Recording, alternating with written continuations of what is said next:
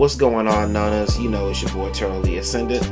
Listen, before we get into this video, you already know, like, comment, subscribe, and turn the post notifications on so you know when your boy got some more YT content for you. Also, subscribe to my Twitch as well if you want to catch these technical topics bi-weekly live, and as well as when I hop on some games or whatever and stream for a little bit. You know, the name is the same, but the game don't change. You feel me? So without further ado, let's get into this video. Enjoy, everybody.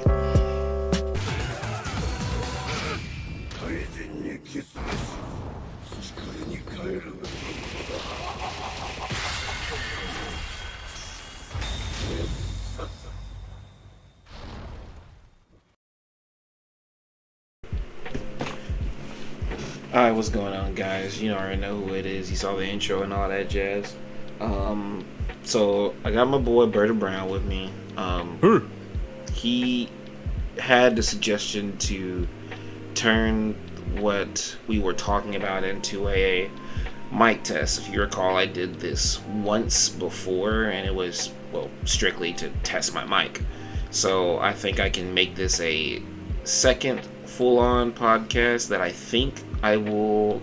This will be the one I actually, if I move it, I'll start moving this one to like Spotify and some other platforms if I can. So hopefully look forward to that in the future.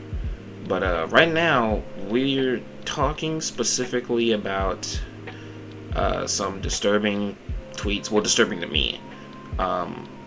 Disturbing tweets I saw on Twitter that were kind of irked me a bit. And it was mainly centered around it all of a sudden being really cool to dislike Tekken 7 as a game. Gotta reach my phone. Okay. So, and one of the tweets, the main tweet in question that I looked at and was like, why? Was a tweet that said, somebody was saying, can't wait to host a tournament without DLC or 2D characters. And then Speed Kicks, a rather prominent American player who is now retired, I believe,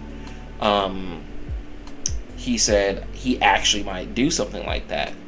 And he was saying he could legit think of a reason why all of those characters are bad for player versus player skill competition. And it didn't really stop there. There was some in that thread, but I've been seeing these threads a lot lately where people are just like, oh, meter characters ruin the game, or oh, I hope they learned their lesson not to put meter characters in the game, or oh man, Akuma is just this absurdly dumb broken character that should have never been put in the game, or you know, just these really high amount of distaste and complaints and contempt for characters, more specifically Akuma. It's almost exclusively centered around Akuma, some around Geese, and which it really should be around. Yeah, I've been saying that for you. Y'all be worried about Geese, man. But I have things like I have tweet pics here. I'm not gonna show them. I'm just gonna read them. Keep people anonymous. I really thought it was important to mention that Speed Kick said that, because as somebody who has the sort of influence that he has, it's kind of interesting to have people just try to will away characters. Yeah. Right. Like there's tweets here. One of them says 2D characters should have never been a thing in Tekken.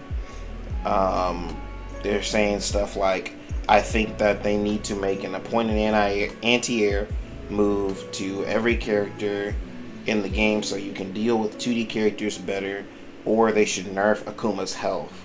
If they're going to implement a 2D character in this game, they should implement counter moves for them.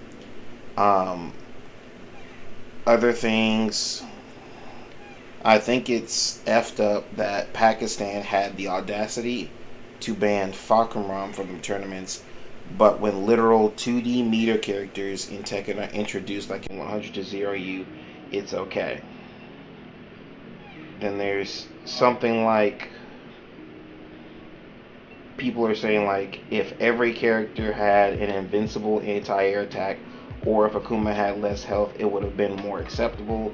But even with both, I think Tekken fans would have still been upset because they have to treat the characters differently, because they are.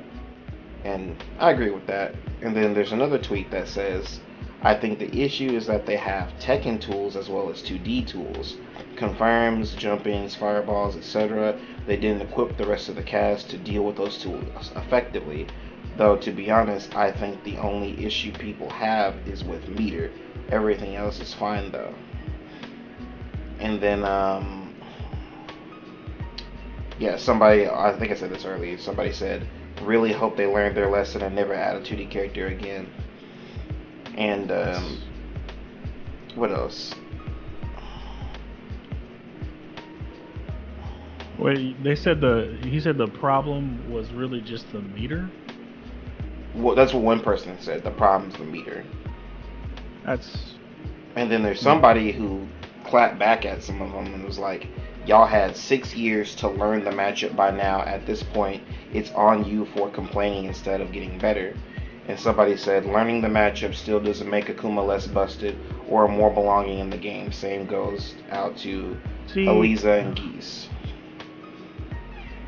So that's all the info / tweets that I have for all of that. So that's so crazy to me.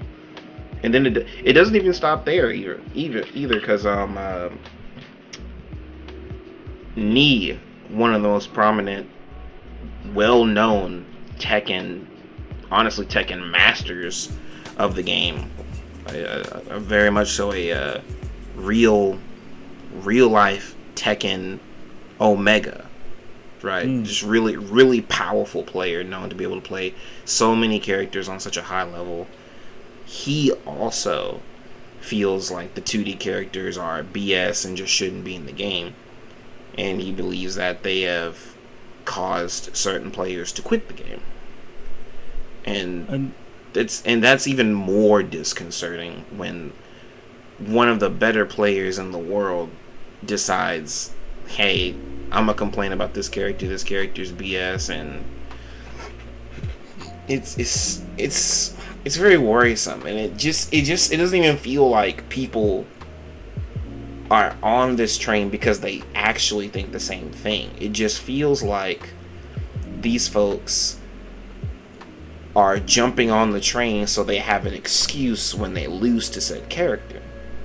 Because, and shout outs to that Blasted Salami, shout outs to Arya. He did a podcast, or he still does a podcast. I don't know if he's continuing it or not. He did a Wave Dash podcast, and he told his chat, he said, yo, be honest, how many of you in this chat have actually fought an Akuma that is fully capable of using and abusing everything you're complaining about? And he was calling them out, saying like, I bet a good 95% of you guys in the chat have never, ever, ever fought an Akuma on the level worth complaining about. That's fact. And then even then, there's only like 3, maybe 4 Akumas that play on that level. Bro, what Akuma's out here winning massive tournaments? That's big facts. Like, what? If he's that broken... First off, I find it funny that tweet came from Speed Kicks, a guy who plays Harong.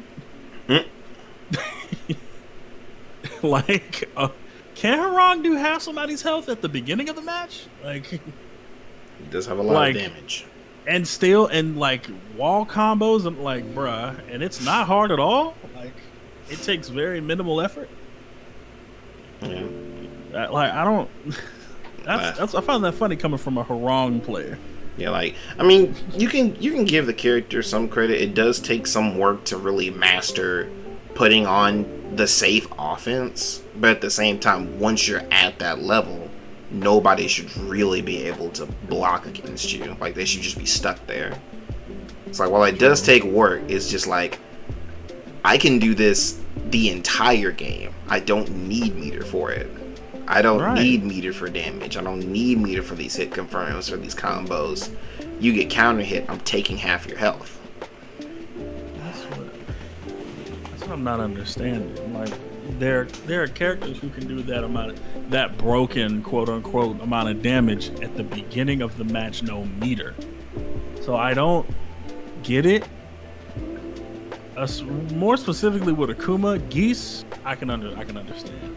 Geese has been itching my neck for the past like 3 years. Like, I don't understand why the hate isn't around Grease, because he can do massive amounts of damage and BS his way through a game with no meter.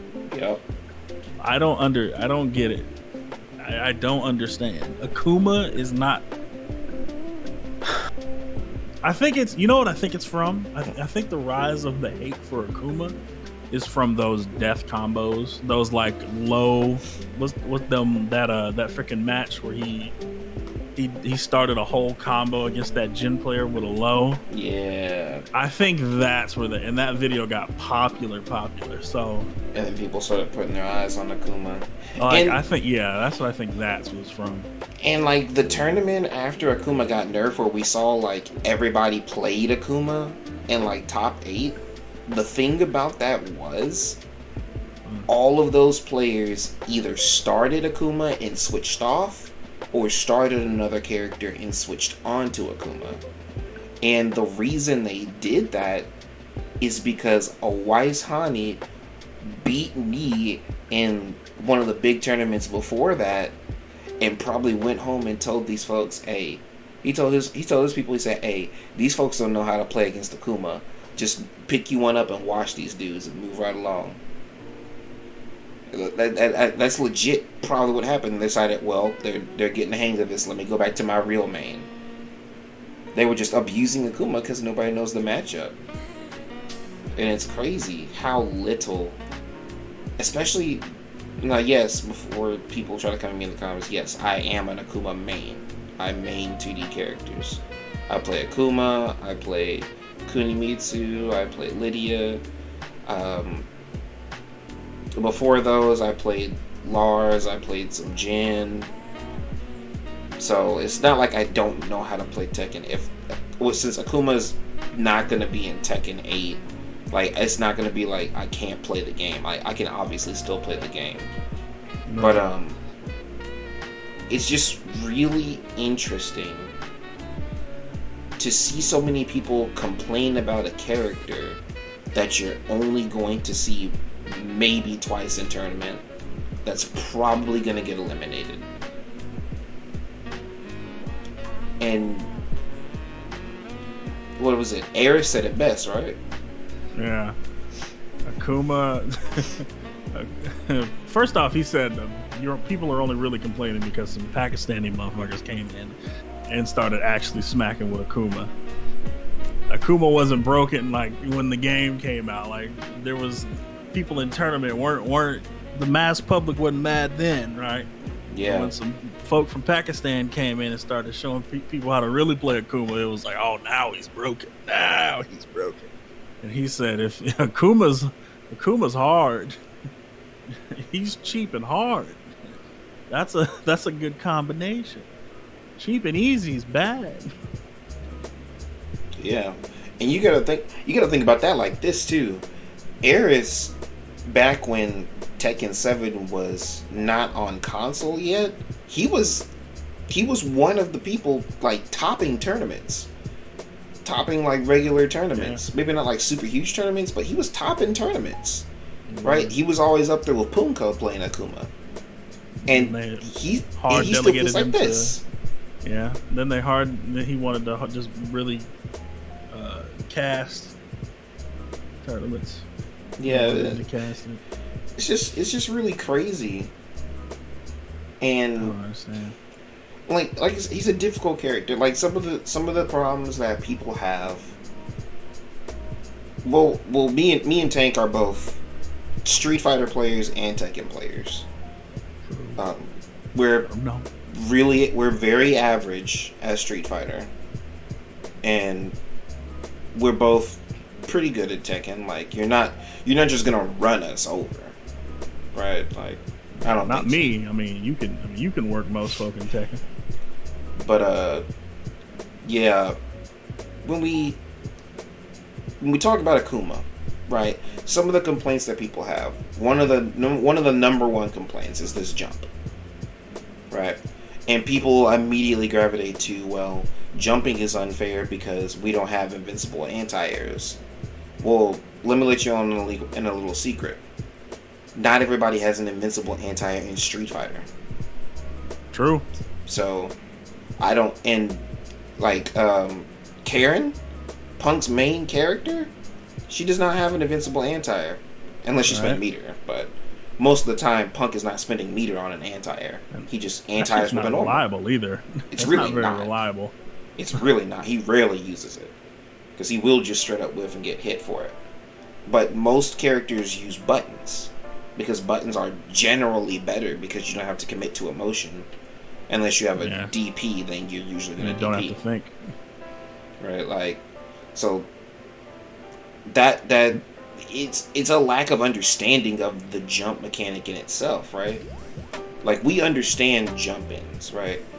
Like, you can't anti-air them every time, and you can't just free pressure somebody every time, right? You have to understand the jump, right? Yes, it crushes jabs sometimes, but that's because you're trying to option select them jumping and jab them out of it, right? And you can't do that. In Street Fighter, you do that, and you're trying to do that to me like the corner. I'm out the corner. Yeah. Or I'm about to hit you for a combo because it made me flip, and you tried to go for a combo. Now I'm about to hit you for it. So just like it's a lack of understanding on that. Yeah, Tekken players never had to think about that stuff. And people are just like, I don't think I should have to know about another game to play this game. And to those players, I say, like, I mean... Can I say something? Yeah. Hold on now. That, first off, anti-airing is a fundamental part of almost any fighting game. So you need to understand that whether you're playing, like, Tekken or not. Anti-airing is a basic fundamental thing about fighting games, whether there's a big jump in moves or not. Like, yeah, am I right or am I wrong? Well, in 3D games, it's not that much. However, jumping in general is still a part of it. Like, people be like, man, jumps have never been in Tekken before, and it's like, have you not seen these people do literal jump over cross-ups on people when they're at the wall and get like whole combos? Like, it's been there. It just hasn't been explored upon that much. And it's just really interesting. That's the only word I really have for it. Like, it's just really interesting to hear people say that type of stuff about it. Let me add this too. Do you need to know how to anti-air in King of Fighters? Yes. Do you need to know how to anti-air in Virtual Fighter? I don't think so. Don't think so. That's a 3D. You can pretty much just sidestep it, which is another point. You see them jump. If you see them jumping at you, why not just sidestep and punish? Like, if you watch any 2D character player, and also shoutouts to TBS again, because he says something interesting. 2D sounds kind of elitist. I kind of agree. It's just meter characters, right? They just have meter. That's the main difference, and that's what really makes them different. But with the meter characters, the jumping. Shoot, I lost my train of thought. The 2D characters and the jumping. What was? What game is Geese from? Final Fight. No, Fatal Fury. Is there anti-airing in that game? I have no clue. I just know that he really got popular in the Capcom vs SNK stuff, in which there is anti-airing. But Yeah, no, anti-airing is... If you only play Tekken, I kind of get it. But at the same time, you should be able to figure this stuff out. Like, people say if maybe Tekken characters need something to very specifically knock you out the air every time. And the thing is... Oh, I found my train of thought. The thing is, number one, you're still playing a 3D game. If you watch early footage, even later footage of JDCR versus Super Akuma, JDCR straight up dismantles the traditional meter game style. Like he straight up dismantles it. It is stunning to watch him play. To just straight up move around. Like all the times Super Akuma would jump at him, he would literally just step and hit him for it. So it just sounds like people need to work on their movement and change the options. Right? You're not always going to be able to knock him out the air. If you're ready for it, sure, you can knock him out the air. But you're not always going to be ready. Right? True. And it's on you to find the moves to knock Akuma, to knock Geese, to knock Eliza out the air. Right? Like, just pick a high-hitting move. I told my friend group, in most cases, you can literally just hit 4, and you will always catch him out the air, as long as you wait for his arc. Right? Once he hits the top of his jump, you wait a little bit, and 9 times out of 10, as soon as he hits the top of the arc, you hit your 4, you're probably knocking him out the air the majority of the time. And I told him it takes a little bit getting used to, because the way an Akuma jumps is not always going to be the same. And a good Akuma is not just going to jump when you expect him to jump so that you can just freely anti-air him every single time. Like, that's stupid. I'm going to jump when you're not ready for it. And then I'm going to kill you for it, more than likely. Right? Another thing that people complain about is his fireballs. Which this has never been a real worth complaint addressing ever. Right, because there's been fireballs even before Akuma. Yeah, I saw a tweet on that before. Darn it, Sam. I remember Jinpachi. Oh yeah. No, obviously they weren't that good, but it's definitely been there. Right. Where is it? Oh yeah. I saw a tweet. I have a tweet for that. Where is it at?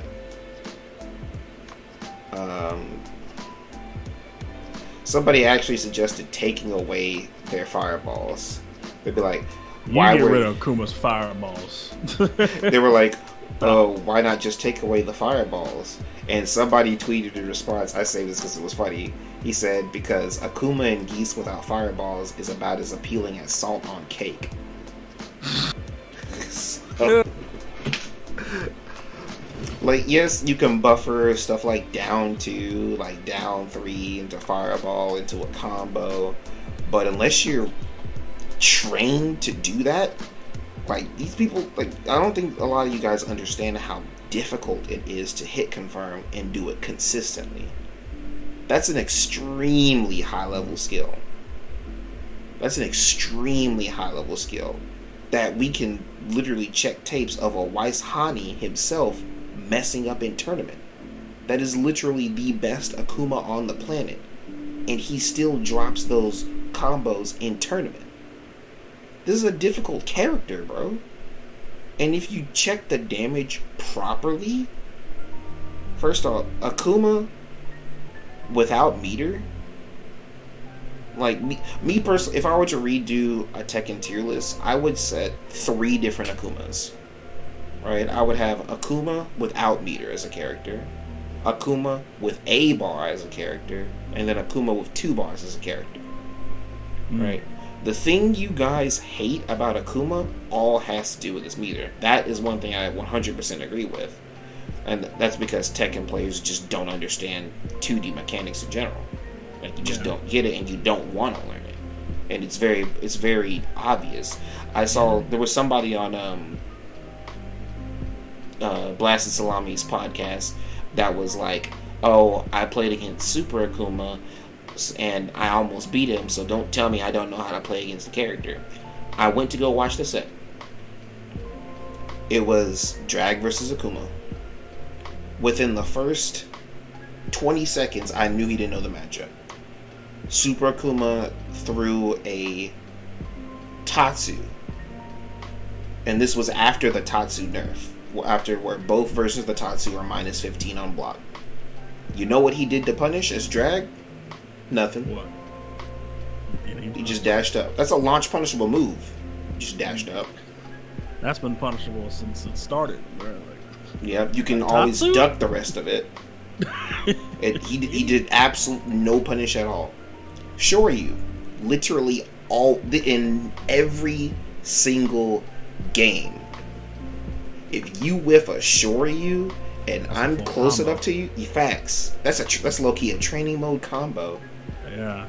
Super Akuma hit a Shoryu on this dude's guard. You know what he did for a punish? 4-1. Basically a 2-hit string. No launch. Clearly launch punishable move. 4-1. And I just looked at it, I was like, this dude really just lied on this podcast and said he knew the matchup. Like, clearly you don't know how to play against the character. Because if you did, you would have won. Very cleanly. Because Super Akuma was doing some dirt level play back then. And but these people who don't know how to play against a character and just want to believe in their minds that this character is just broken. It's just like, oh my god. But I'm looking at you play it. Y'all don't know the matchup. And y'all want this character out of the game because y'all don't know how to play against the character. And then half of y'all don't know how to play against good Akumas. Half of y'all are not good enough to beat these Akuma players, whether they're playing Akuma or not. Right, let's get that first off. Like, my friend group is pretty good. Like, we're all pretty high ranked. We're all tournament level. Now, we can't, like, go over there and smack up, like, Hutacore or nothing, but we're all pretty good. And in my friend group, I had friends, still have friends that attribute my wins to just because I play Akuma. Then I beat them with other characters. And it's like, I can beat you with other characters, it doesn't matter. I'm still just a better player. Like, quit using Akuma as a crutch. Mm.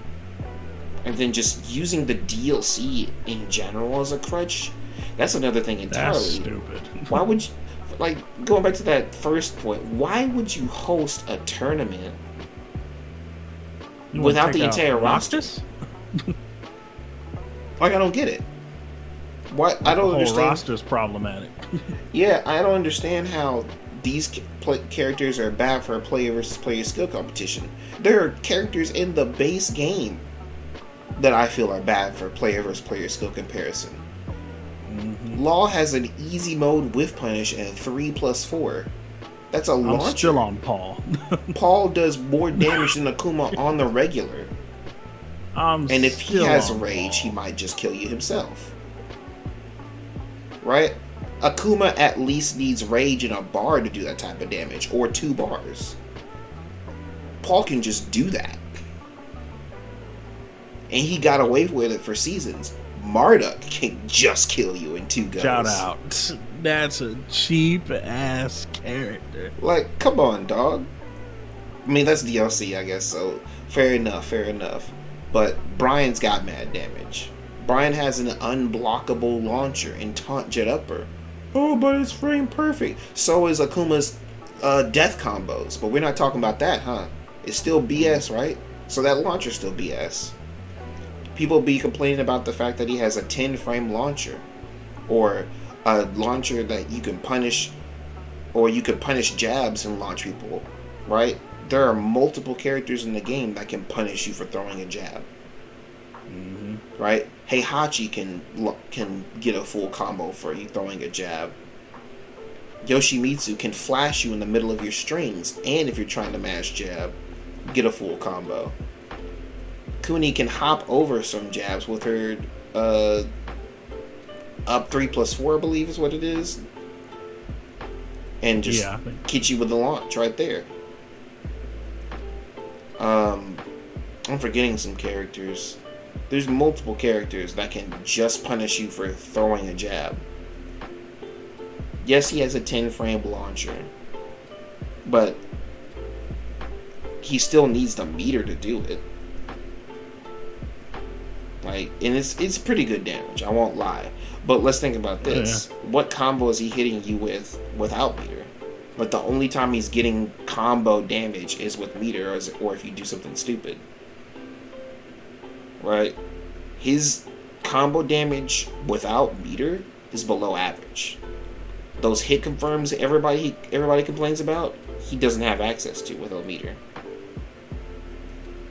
Right? So it's like, you literally get to take away everything, almost everything that's threatening about the character, especially like Akuma specifically, when he doesn't have meter. You only have to be scared of him when he has meter. And then if we're still talking about, oh, the regular cast is fine, Kazumi? You mean to tell me some people, Kazumi is crazy? You mean to tell me you would rather deal with Season 1 Kazumi than Akuma? You're out your freaking mind. Steve. Well, are you freaking... Season 1 Steve? Actually, Season 2 Steve. That's when he really got both. I still think Steve is a better character than Akuma. By far. Well, not by far, but by a decent margin. The safety that character has on the reg, good damage, great wall carry, good buttons, great movement. All safe. This dude can just walk circles around most characters. But we're specifically on DLC and Akuma? I don't know. Seemed like a bunch of hoopla to me. Facts, man.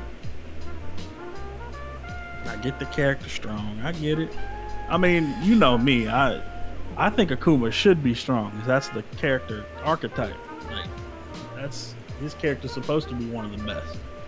But yeah. And people say they should decrease his health. I'm personally like, I'm kind of okay with that. But if we're gonna decrease his health, then he needs to be Season 2 Akuma. That he deserves to be stronger. Because the damage that these characters can output now, I'm looking at drag. He hits me with one good launcher. Dang, I just lost half my health. My character can't even do that without bar. Paul hits me. Yeah. I'm half health. Brian hits me. I'm half health. I don't think we should start doing that. We start implementing that stuff. There's a lot of characters whose health should be decreased or increased. Facts. We start doing that. It's messing with the dynamics, man. Oh, did I mention how BS Yoshi is? That was crazy too. And it's funny, all these complaints about Akuma, and like you said, Akuma don't win. Yeah, he's not winning. If this character's that broken, he would be winning everything, right? Yeah. If this character needs to be taken out of the game, he'd be winning everything, right? In the all Leroy tournament, none of those players switched off Leroy. Bro, that was the craziest thing. They all stayed Leroy. The Akuma tournament, they all switched off or switched on. That should tell you something. They said, okay, I can't do what I need to do with this character. He's too difficult for this guy because he's good. He knows what he's doing. Gotta switch off. Or I'm going to just try Akuma, see what happens, see if he knows the matchup, and if I lose, I guess it's whatever. That type of stuff is so funny to me, man. I don't know. Leroy, it was pretty much universally accepted that Leroy was the most broken character in the game. It was, everybody knew it. Like, when Leroy came out, bruh, I saw a tournament nothing but Leroy's. Oh, yeah. Nothing but them. And you know what's so crazy about that? I saw a tweet that said somebody would rather deal with release Leroy and release Falcon Ram than Akuma. You tweaking. There's something wrong with you, dog.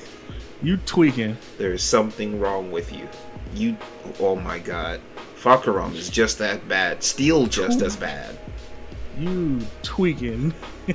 Pakistan banned Falcon Ram. Right? And that was one of the tweets too. They were like, can't believe y'all banned Falcon Ram, but y'all let these 100 to 0 meter characters do that. First of all, they're actually good enough to play against the character. And they regularly practice with the best Akumas. So, shoot, pre-nerf Akuma, Hero Malik was still slapping people. And guess who was playing? Young Steve. Mm-hmm. We ain't gonna talk about that, huh? Yeah, the line is drawn at Akuma.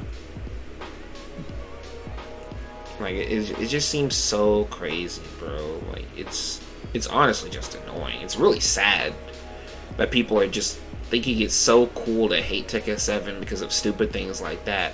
It's not even about player versus player skill competition at that point. You just don't like a character because you don't know how to deal with them properly and don't truly understand them. Like, I'm almost 100% that Nee doesn't even truly understand Akuma as a character. Like, come on, man. And I have the utmost respect for Nee. Obviously, he beat me up and down. But that still doesn't excuse the fact that he just looks like he's lost. Like, I feel like everybody's more or less ready for Super Akuma's brand of Akuma, but you're not ready for the footsie, more Tekken movement-based style of Akuma that a Weiss Hani offers. Because...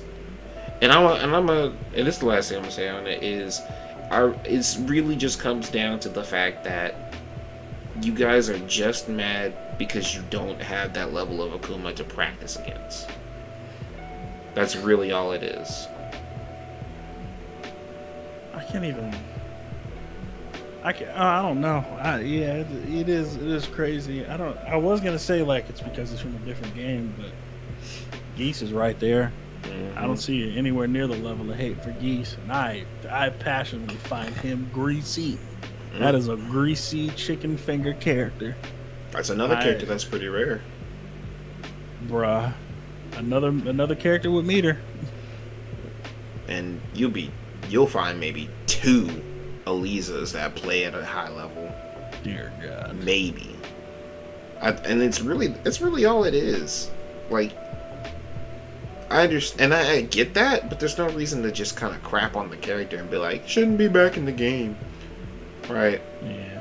It's like, bad news for you guys. We're still gonna have Eliza, so very bad news for you guys. Sorry, hate to tell you, but you're gonna have to hold that, because that's a Tekken original character, so you're gonna have to hold that. Like, you guys are just off your rocker. Like, but I get it. There are no good Akumas in America. There are no good Geeses in America. There's some people that secondary Geese, but I can't really care. All that. Stop hating. Nasty. Stop hating. There's no good Akumas. Freaking find one, motherfucker. I guarantee you, there's at least one. There's one. There is one, at least. Okay, go get in contact with the motherfucking Akuma and whoop your ass. Y'all just run some sets. I guarantee you can find a way. You just mad because you aren't used to freaking punishing Tatsu and Shoryus. So I don't want to hear it. I don't want to hear it. His freaking demon flip, you still watching it happen. Yeah. Still watching it. Oh, hey, he's doing front flips. Yeah, it is true sometimes. Like, it took my friends a while to listen to what I was telling them when I'm literally just telling them, do this against it. Do this against it. Do this against it. And they're just like, well, I'm trying to see if this works. And I was like, I just told you what to do. All right, I'm going to keep doing it. And you're going to keep getting hit by it. And now, it is so difficult to fight my friends with Akuma. It is literally a chore to play that character against them. That's why I kind of strayed away a little bit, because I have to work so hard, plus the nerfs, but that's a whole other can of worms, I guess. But now they know the matchup, and it's not as much of a immediate big deal. I mean, it's still a big deal to them, but it's not as much as oh dang, this character's just broken. Like, even when they saw the tier list that I put out, by the way, check it out, got that up. They mostly agreed with everything. Believe it or not, the only character that had an issue with was what's his name? Freaking Gonryu. They were like, that dude should be S tier. I was like, no. But that's about it. I was like, nah, man, that's just Saint putting in work with his character, dog. I mean, if that's the case, then Panda need to be S tier. He did win a TWT, or she. But alright, man. That's all I got for this little mic test number 2. So, Dang, again, how long is that? this is 40 minutes. Dang.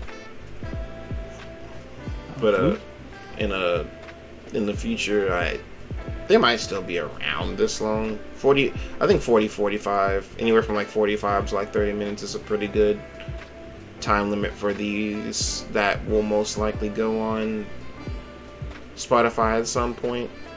So again, stay tuned for that.